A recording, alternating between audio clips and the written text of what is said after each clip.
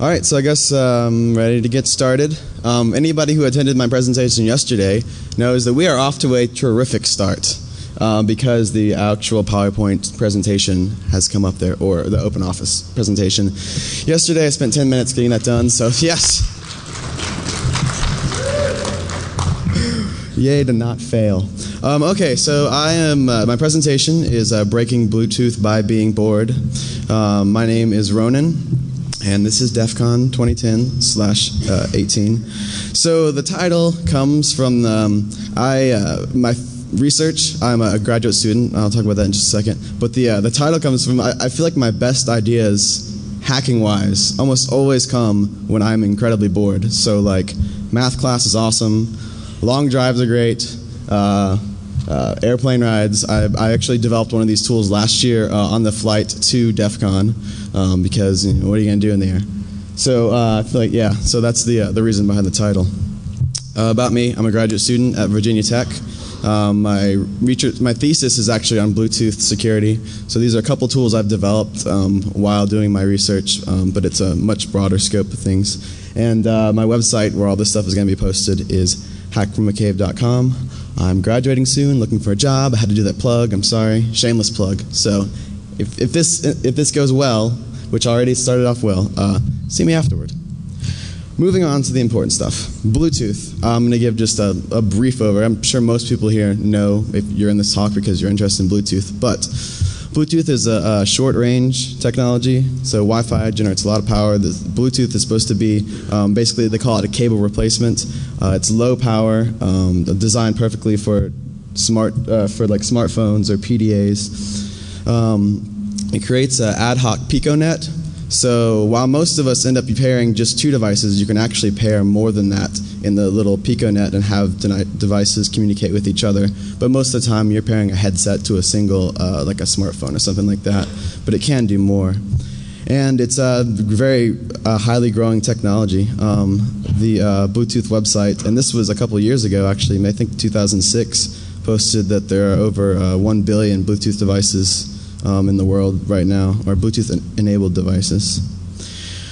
So that's a little bit of Bluetooth. Now we're going to the fun stuff. So part of how Bluetooth communicates is they have a Bluetooth profile.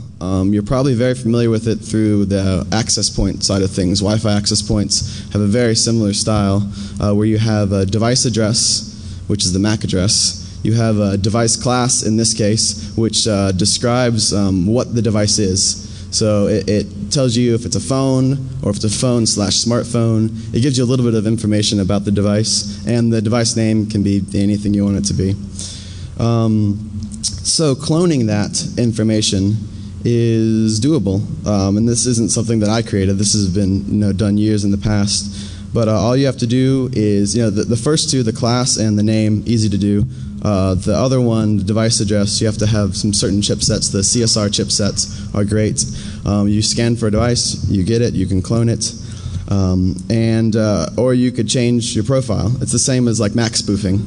So if you ever do Mac spoofing, you do the same thing where you generate a new Bluetooth profile, and now you've obfuscated who you are or what your device is. So previously, the method for doing this was just manual.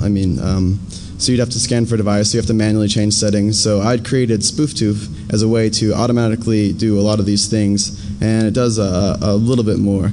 So it's great for obfuscation or impersonations. You can actually pretend to be somebody else. Or something I didn't really intend when I wrote it was actually to observe devices in range and actually log that. So I'm going to go through a couple of the different modes that SpoofTooth has right now. The first one is a basic scan. So what it's doing is it's using the -I. The HCI 0 is like a WLAN for everybody who's Linuxy and does ifconfig.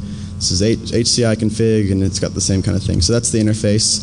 And it's scanning and dumping it to the log. So basically just scanning the local area and dumping everything to the log. I should have mentioned this before, I forgot to. Bluetooth has two modes, discoverable and non-discoverable mode. It will function in both. And this is the key for the securing it. You want to have it in non-discoverable mode. The only reason to have it in discoverable is for initial pairing. So you want the two devices to connect, and once they know about each other, they have the information. They don't need to scan for each other after that. So then you turn the device into non-discoverable. So this only finds devices in discoverable mode. It's not like, if you might be familiar with the tool Red Fang, if you're a big Bluetooth hacker, which tries to find devices that are in non-discoverable mode. This is only for discoverable mode devices. Okay, so moving on to mode 2. Mode 2 is actually just a randomly generated profile. So you really want to obfuscate and you don't want to actually have to think about anything. You just type the -R flag and it creates you an entirely new profile for your device. An Easter egg that I didn't actually put in the documentation, kind of on purpose, because I wanted to release something at DEF CON.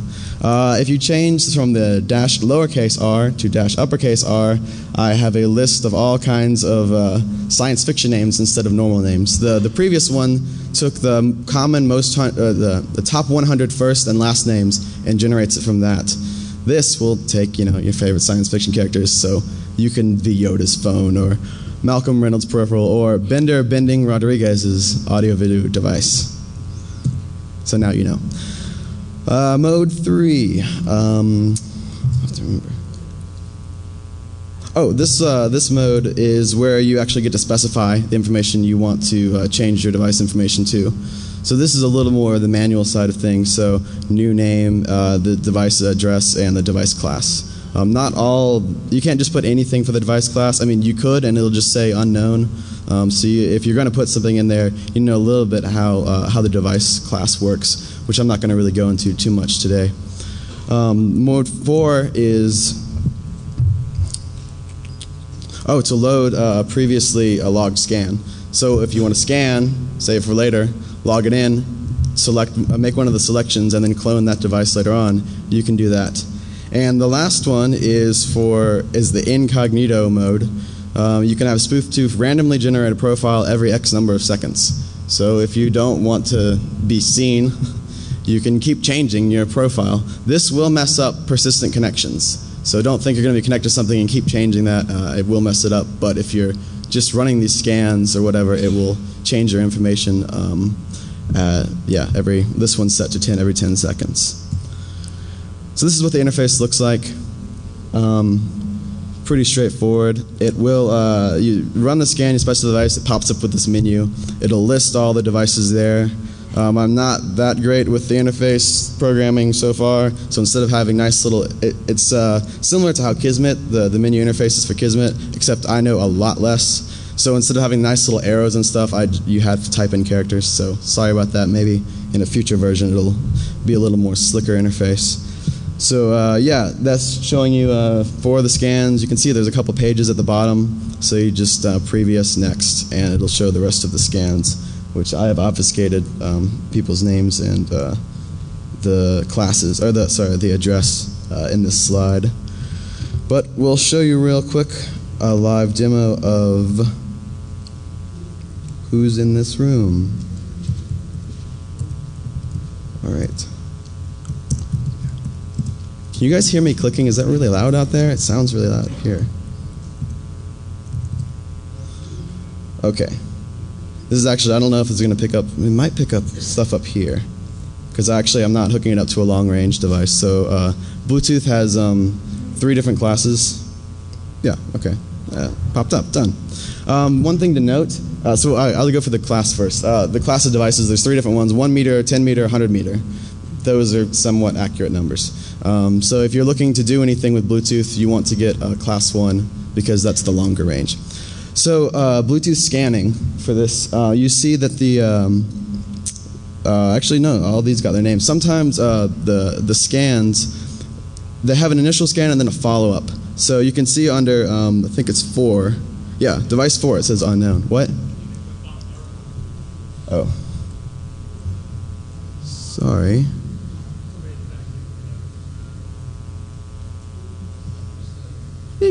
Yeah, sorry, that's gonna, is that a little better?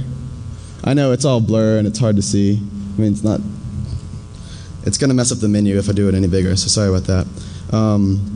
You can kind of see it's mostly a blur, but if you notice, is it gone now? It was, number 4 changed, the name changed from unknown to red team. Man, I'm getting a lot of stuff in here. I figured there'd be more paranoid people. isn't picking up very far.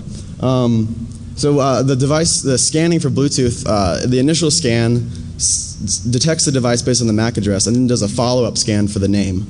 So some of the times if you're using this to do something like war driving, you will need to be in an area where you're actually going to have a persistent amount of time with the device that you're scanning. If you want to capture that information, because it takes 10 seconds to a minute to complete a scan. The initial scan is actually very, very quick, but the follow-up scan for the name takes a long time. So if you notice that things change on there or that you're not getting the name, that's the reason why. So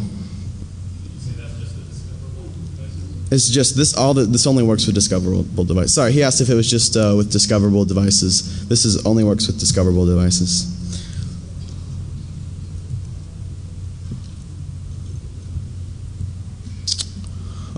Through this, I've actually started another project called the Bluetooth Profiling Project. It's similar to, if anybody's familiar with Josh Wright, he's doing a very similar project and collecting a lot more information on the specific devices. I'm only looking at a little bit. So what this project is, it's trying to map the MAC address range of Bluetooth devices. So for those who aren't familiar, each type of device, every manufacturer gets their own, I thought I had in the slide, I forget exactly what it's called, but basically it's the first 6 characters in the MAC address are manufacturer specific, and then the rest of them are randomly given to the devices. So if you can figure out, and that range is the same on all devices of a particular type. So if you can get the range of those by, you keep scanning and you find that whatever type of phone, and you see, oh, well, there's a pattern here. I see that all these types of phones have, between this and this. Then you can use something else it'll help out with other projects. Actually, I'll talk about that in just a minute. So right now, I've collected about 1,500 devices, which it's surprising. It really is surprising how many devices are out there in discover mode because they really shouldn't be. I listed about 1,000 of them on my website right now. I'll try to get more. Yeah, so actually I just went into this a little bit more than on the previous slide. So yeah, using RedFang, as I mentioned, RedFang finds devices in non-discoverable mode by attempting connections, essentially. So it has to run through the entire list, and it takes forever. Like, you couldn't actually run the whole gambit in, I don't know what the number is, I don't want to quote it, but it's years and years and years and years. So this will help narrow that down. If only 1,000 models of a certain device are made and you can get that range, well, then you have a lot higher than whatever the MAC range, the possibility of MAC ranges is. The other thing is to match the model with the address. Yeah, we'll talk about a little more of the research. A big part of it that I've discovered is actually the disclosure of sensitive information. I feel like a lot of people don't realize what's being disclosed by the name of their Bluetooth-enabled device. Oh, sorry. Yeah. So we went through this just a minute ago. That's right, the OUI. That was the number I was looking for. This is the sensitive one. So a lot of them are giving out things like the first name, the nickname, location, device model. I've seen things like URLs actually in the name, because people name the computer the same name as its URL. So then you can see it that way. All kinds of stuff that I'm sure they don't know that that's the name of it, or that anybody walking by can just get that information. But my findings are about 30% of Bluetooth devices that I scanned gave away an individual's first name. And that's just me scanning through them. I might not recognize a name off the bat, but that's roughly it. About 20% give out last names, locations. The device model, I consider that sensitive information only for exploitation purposes. So if you know what the device is, then you can target your attacks. So that's but I understand naming it that way. I'm not saying don't name the device whatever, but it is possibly sensitive information if people are going to try to exploit a particular device. If you change the name to something else, other than, as I said, the MAC range, figuring out that way, it makes it very difficult to determine what the device is right off the bat. Contributing. I'd love to have an enormous list of profiles. The more that people contribute, the better, the more accurate things will be. There's a couple caveats to that. So I wanted the name, the address, and the class. No more or less. I don't care where you got it. I don't care how you got it. Just as long as you post those 3 things. I want to sanitize the information. It is publicly available information, so there should be no problem with it. But just to be nice, sanitizing things like the name, anything that looks like a name, replace it. The place information or other is for the category that if you're like, this might be sensitive, I wonder if I could ask him, just replace it with other. It's not that important to have the name for everything, except for, as I shared the statistics earlier, that's most of the reason why I don't just replace the name right off the bat.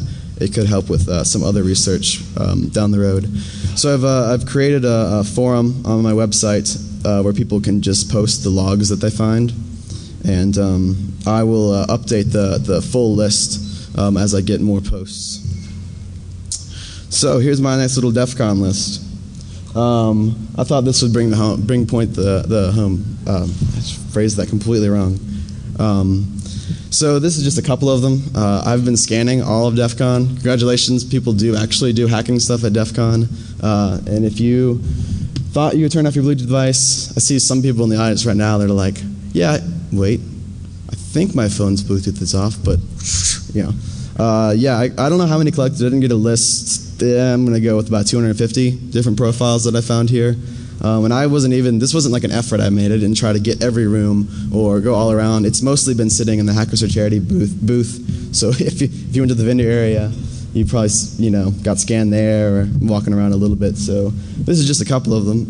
I liked fail phone, clever naming. I removed the star is actually people's real names, and you can see what devices give those out. This is, as I said, just a couple. So be aware that whatever you name it, if you don't know what you've named it, it's probably giving something out. I mean, if you rename it to fail phone, then you're like, okay, well, obviously you took the effort and you know it's going to be named. If you don't know what it's named, you might want to check that out. I meant to say this list was inspired by the Wall of Sheep guys, so I'm going to be posting some of this stuff with them later on. So this is a short list. If you want to see that you were scanned, you might be able to check out the Wall of Sheep a little later. So that's the obfuscation side. That's the data collection and everything like that. Now we'll get into the offensive side of things. So a vCard. So this is one of the tools that I'm working on called vCard Blaster. A vCard is a virtual business card, essentially. You probably have used them before. A lot of places have them for download or information on people. It syncs up with like Outlook. It creates the profile, so for your contact list. And it's heavily used in Bluetooth. A lot of the Bluetooth-enabled phones will be able to share things over vCards, which makes things a lot easier. Instead of all the business cards going around, you just sync up your devices, send it over, and life is good. But some of them that allow it, sometimes it'll come up with a prompt that says, would you like to allow this vCard? And you're like, oh yeah, sure, I just met that guy. Or, we need to pair before you can send that over. Some of them, however, don't do that for this particular feature. And I can understand why in the development of it they decided, oh well, obviously if you're just going to send a vCard over, there's nothing bad about it. But there could be. What vCard Blaster does is it allows you to send a constant stream of vCards to a particular device or to all devices in range. A couple of different things. Let's see. Yeah. A couple of different things this can do. One is potentially fill up the disk drive. vCards, while they can just contain email or your name or your phone number, they can actually contain a lot more than that, like images. So if you could send a constant stream of vCards with very large file types, you could potentially fill up the disk of something that's a very small PDA, or a PDA with a very low amount of memory, or if it's partition memory. The other thing is you can add contacts to people's devices. So that could be interesting just to see what you want to add. The other thing is actually if you want to add a ton of random names in there, you've officially made it very hard for them to make a phone call, because if the contact list had 100 people and now it's got 10,000 people in it, they're never going to find mom.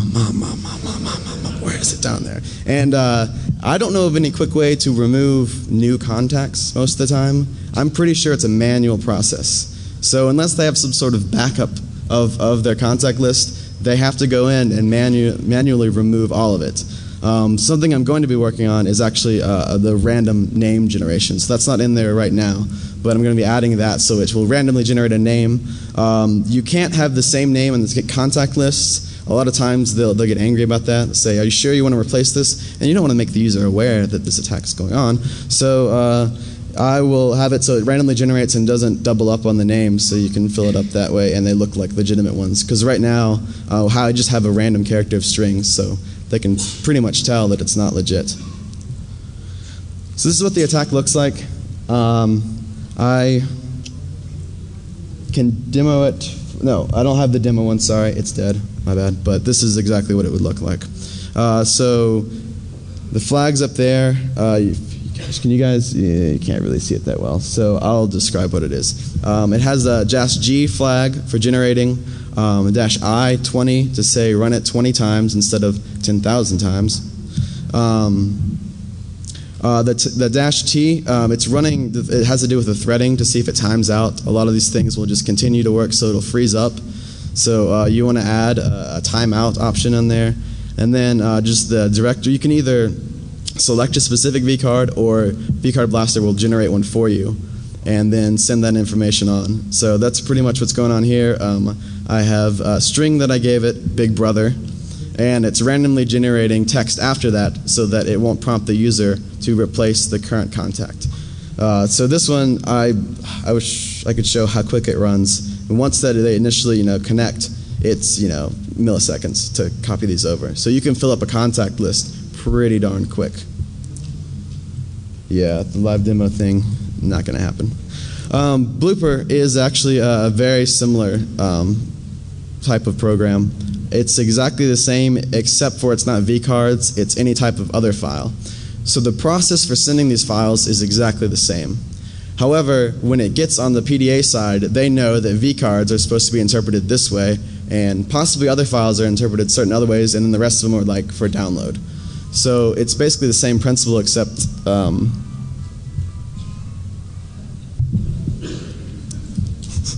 not to single you out or anything. I'll just hold on here. Yes, so it's the same principle, but it has a different kind of denial of service. Well, I guess it's similar as the first one I mentioned. What it does is I found on specific devices, actually this specific device, that what happened is normally when you want to transfer a file, and some of you might have done this through Bluetooth before, you say you either need to make a connection. It says somebody wants to connect, and then you connect, and then it says, okay, now I want to transfer a file. Or it says, Bob is transferring a file to you. Do you accept? And when you click accept, it starts downloading it.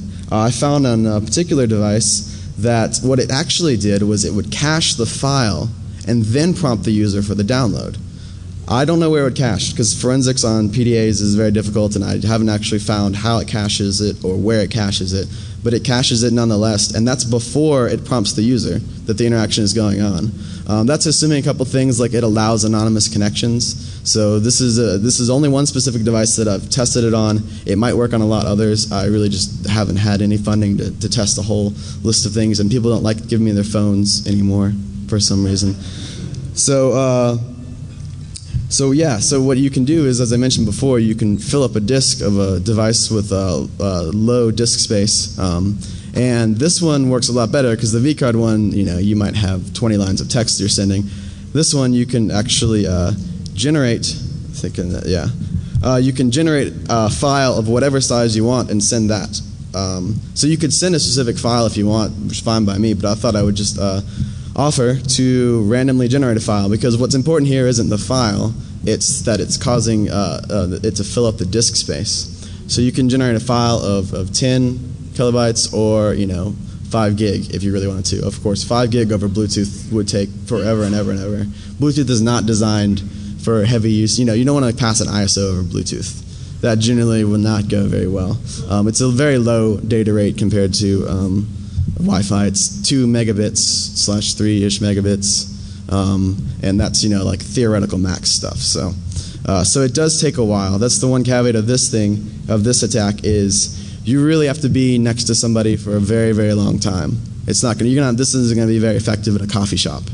You're going to have to, if you're going to be performing this attack, it's got to be a device that's around for an extended period of time, hours, maybe a day, depending on how much disk space there is and if the attack is effective.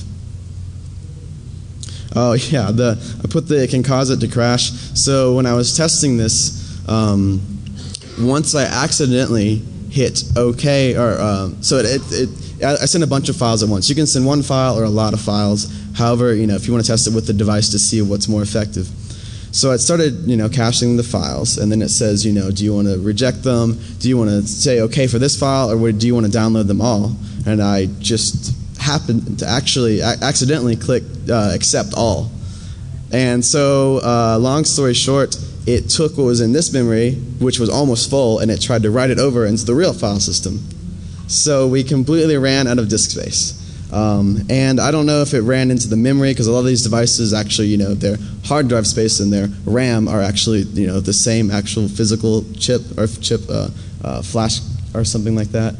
So what happened is it actually completely fried the device, and I had to do a factory reset, which was fun. It took me forever to figure out, what was going on, and it died, and then bringing it back up, it would not boot. It would not boot. So I actually had to do the manual factory reset to get that to work. So that's a nice little attack when you completely brick the system and has to do a total factory reset. So this is what it looks like. I can attempt a demo over here. Yeah, actually, I'll do the demo and then come back to see what this looks like.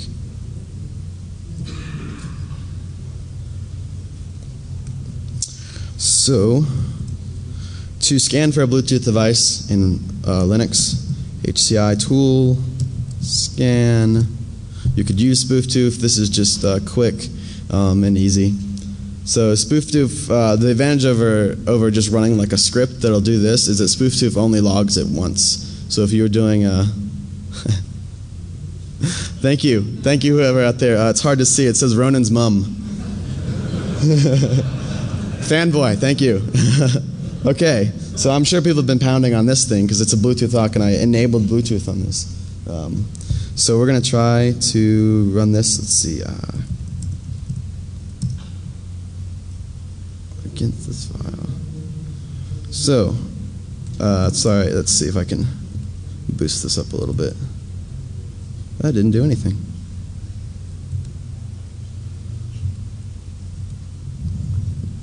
Just a little better. One more. Yeah, okay. So that's the command I'm going to run against my Dell Axum up here. And should have just copied and pasted that like I just did. It would have been faster.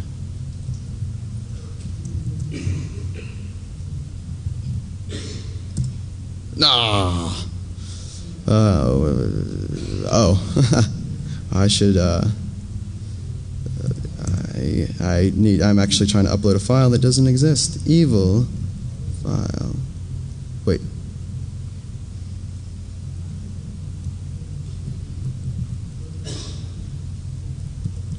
Oh, that's not good. Okay, well that didn't work at all. I don't know. Oh, and I know why I haven't updated this system. I apologize for that. But the attack would have looked exactly like this. So that's actually the system's fault. The program should work fine. I guess I should mention that a lot of these are actually generating a script internally. So that's why actually that failed, is I didn't include some of the code. I actually just end up bundling into a script. The new versions that I'm working on right now will have everything in it, so you don't have to install some of these tools, some of these additional packages, and that's the reason that failed right now. But anyway, so what I have here that's hard to see is it's going through 500 iterations, and it's using a file that I'm generating of size 10,000. And you can select the file name, the current file name, and you can, and then you can tell it what the file name should be on the other end. So it doesn't have to be the same. So you just have to say that this is some sort of whatever file. Maybe someone would accept it actually, or something that looks nonchalant, and then target the device, and you can kind of see the iterations. It's like 5 lines each of it. It finds the device, it's sending the file, and then it's done. But it does take quite a while for a size. This probably took 10 minutes to send the size of 10,000K. So yeah, it will take a little bit of time. And then on the other end, you can kind of see it has a little pop-up. That pop-up, you can either save all in the bottom right left. That's what I clicked, and that was the downfall of the device. So this pops up there, and I imagine a user would probably notice if I send a file that says evil file.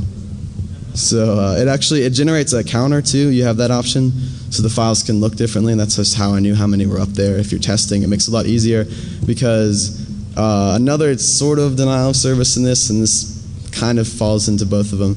Pop-up menu denial of service. If you're sending a constant stream of files that are very small, this is another option, and they click no, it pops right back up. You click no, it pops right back up.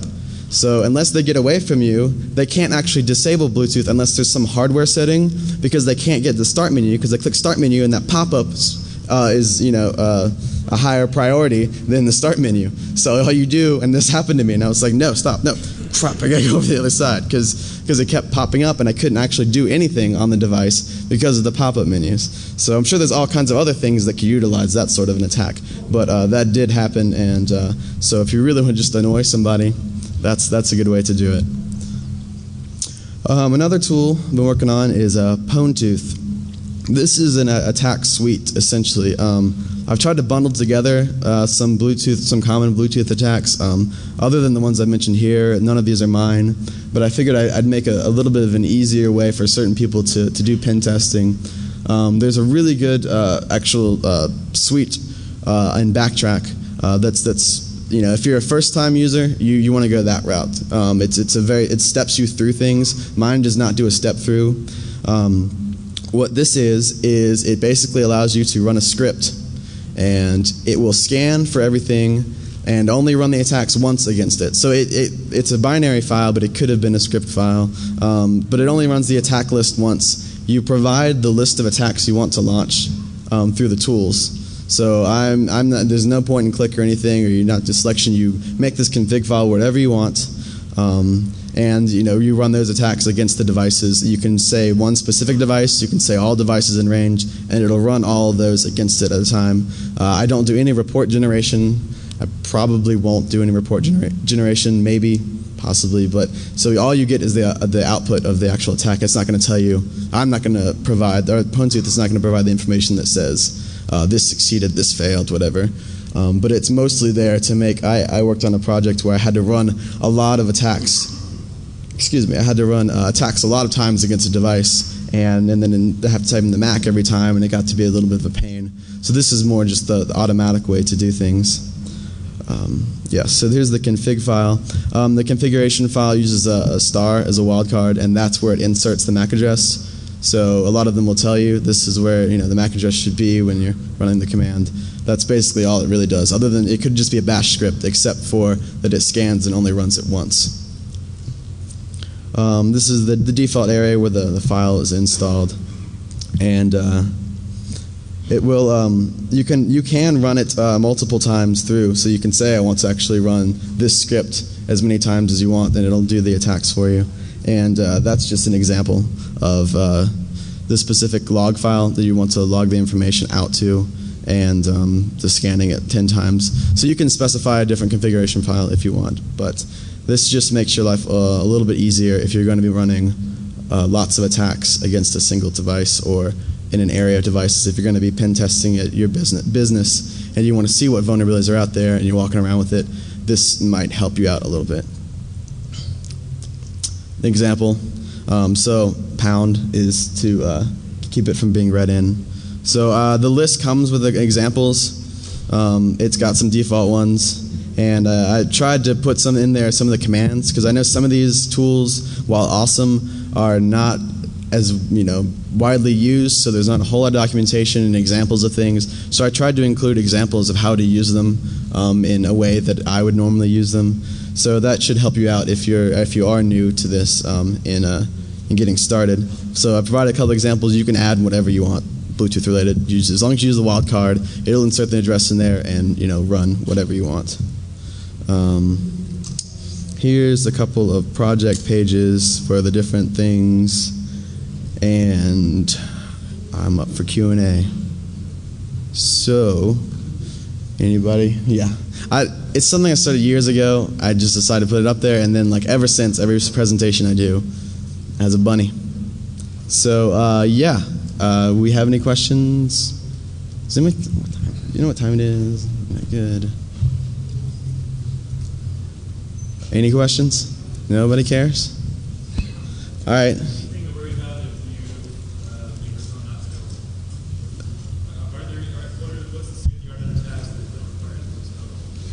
The problem with you have to find it when it's non-discoverable, and that's a big pain.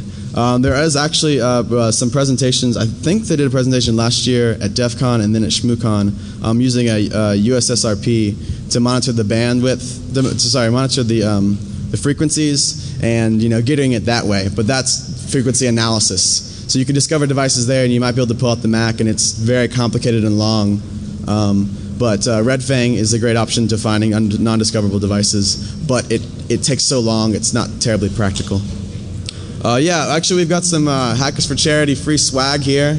If anybody wants it, you can come on up and throw some too. Will people want this stuff? All right, I'm going to see how far I can get out. Almost to the back. Deflected. All right, I'm going to be in room 114 if you have questions about that or maybe about this.